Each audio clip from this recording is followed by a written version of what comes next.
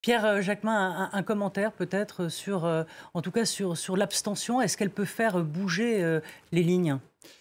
On va voir. Ou en tout cas les forces en présence? On va voir jusqu'à ce soir. Moi, ce qui me frappe avec ce chiffre de l'abstention, c'est que sans doute on vit une campagne présidentielle. On a vécu une campagne présidentielle où les enjeux ont rarement été aussi cruciaux, importants, décisifs pour l'avenir. On a parlé à l'instant de la crise sanitaire. Il y a la guerre en Europe. Il y a les enjeux climatiques.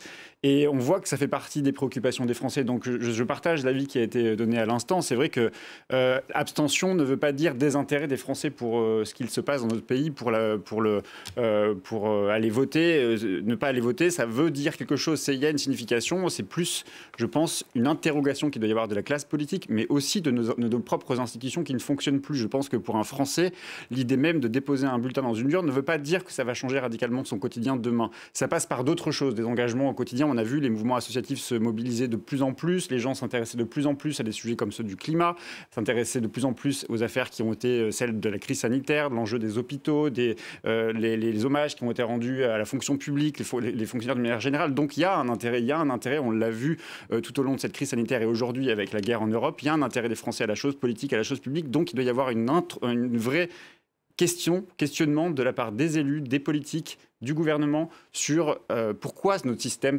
institutionnel ne fonctionne plus. Oui, mais ça fait quand même des décennies qu'on se pose la Oui, même mais question. ce que je disais, Roselyne, c'est qu'aujourd'hui, on a au cœur d'enjeux qui sont quand même des enjeux cruciaux.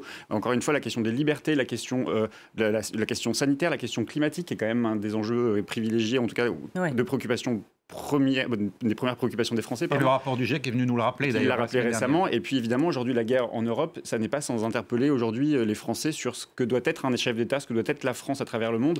Et je pense que c'est l'absence de débat de cette campagne aussi qui nous fait la démonstration que sans doute les Français se sont désintéressés de ce scrutin.